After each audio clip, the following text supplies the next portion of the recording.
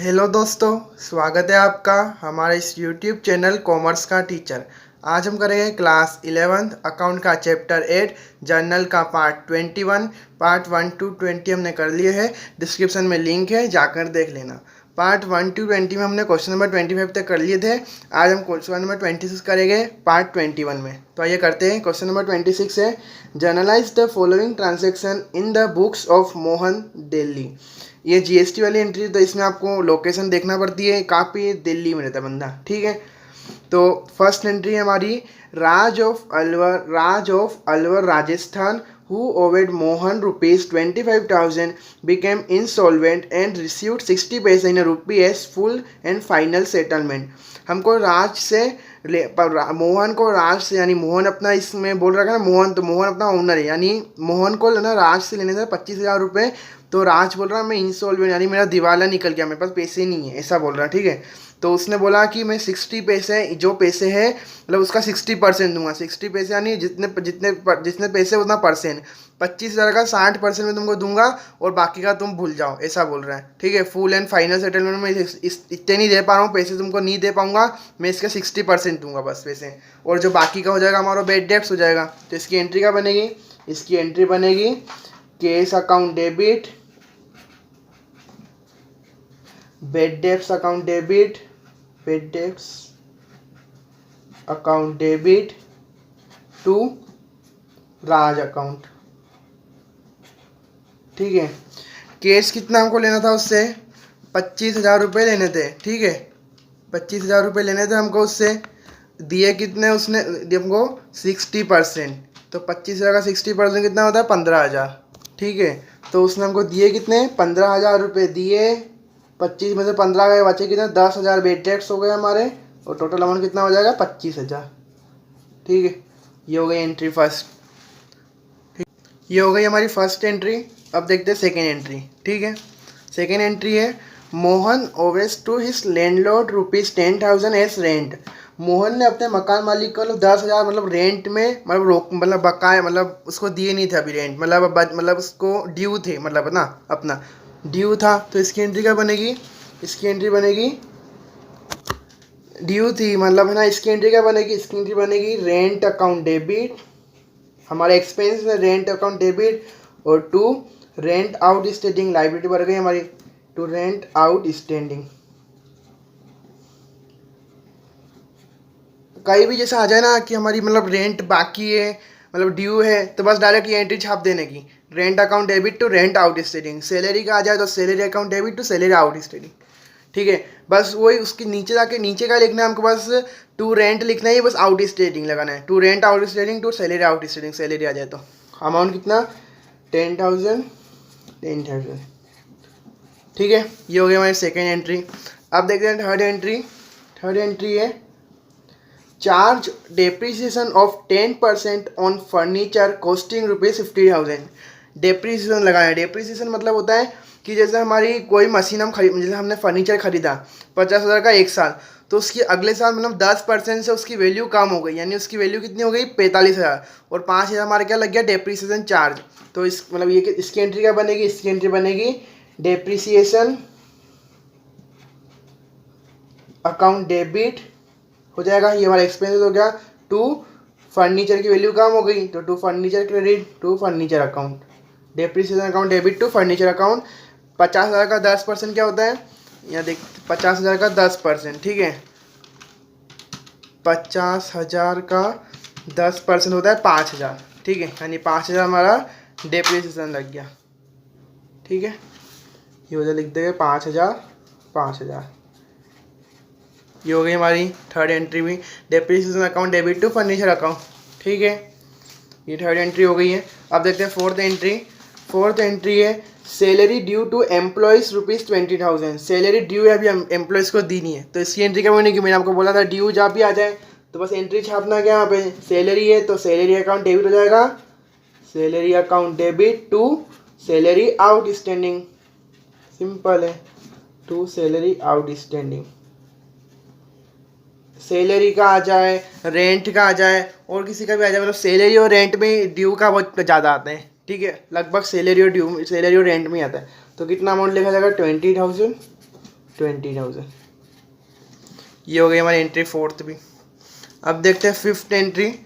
Fifth entry है sold to Sunil goods in case of ₹10,000 less 10% TD plus CGST and SGST at the rate 6% each and received a net of 8500। ठीक है, इसमें हमको बोल रखा है कि जैसे हमने 10,000 का माल बेचा, उसने हमें 10% TD दिया, उसको यानी लेस कर दिया TD, और उसमें CGST और SGST प्लस क्या 6%, तो उसकी जितनी भी वैल्यू आई होगी, तो हमने उस वैल्यू में माल नहीं दिया, उसको हमने 8500 में इतने में हमने उसको सेल किया। तो इसमें मैं आपको पहले वर्किंग नोट बना के बताता हूँ। वर्किंग नोट बनाते हैं अपन यहाँ पे, वर्किंग नोट। ठीक है, वर्किंग नोट 1, कितने का माल था? 10,000 का माल था, लेस करना है 10% TD, तो कितना हो जाएगा? 10,000 में 10% 1,000। माल कितने का हुआ? 9,000 का। अब 9,000 में 6% लगाना है, यानी तो 9,000 का 6% होता है 540, और 540 CGST SGST दोनों लगाना है। ठीक है,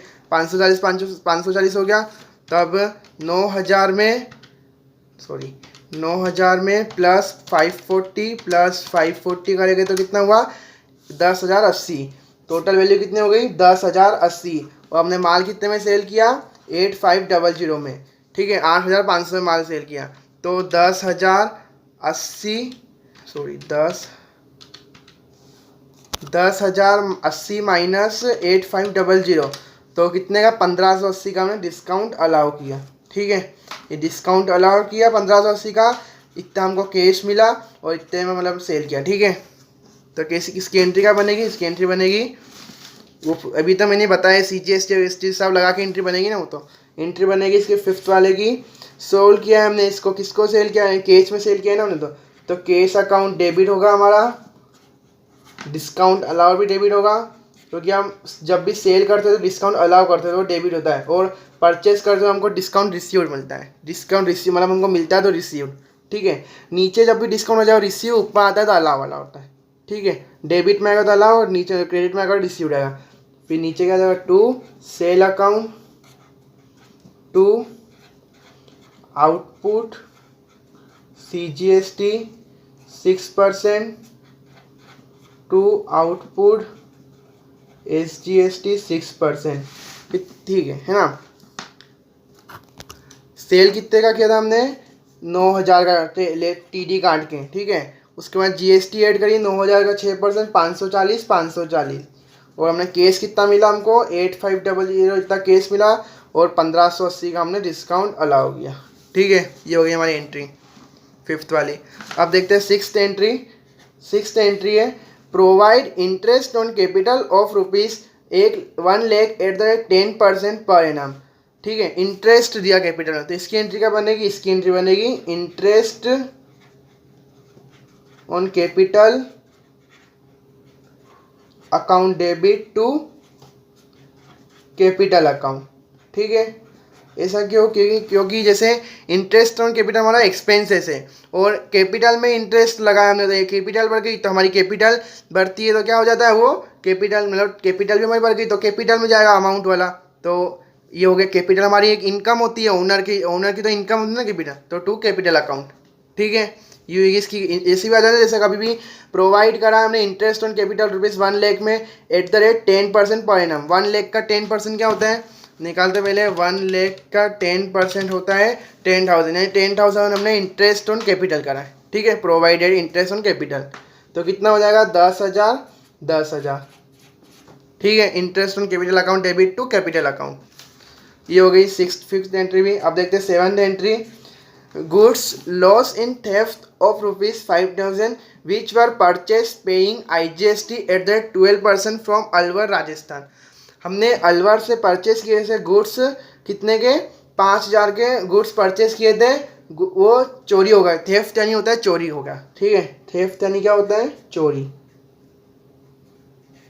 की। ठीक है, थेफ्ट यानी चोरी होता है, तो वो हमारी चोरी हो गई, तो इसकी एंट्री क्या बनेगी?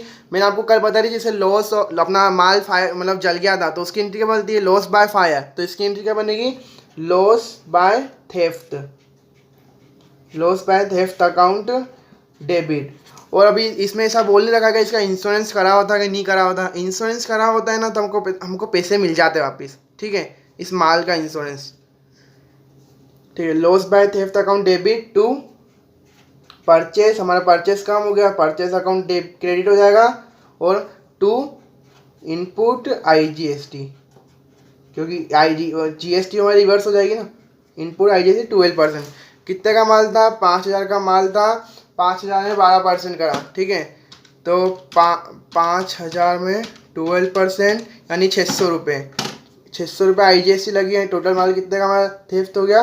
5,600 का, ठीक है। ये हो गई हमारी एंट्री, ये हो गया मेरा पूरा क्वेश्चन हो गया। 7 एंट्री थी इस क्वेश्चन में, 7 एंट्री हो गई हमारी।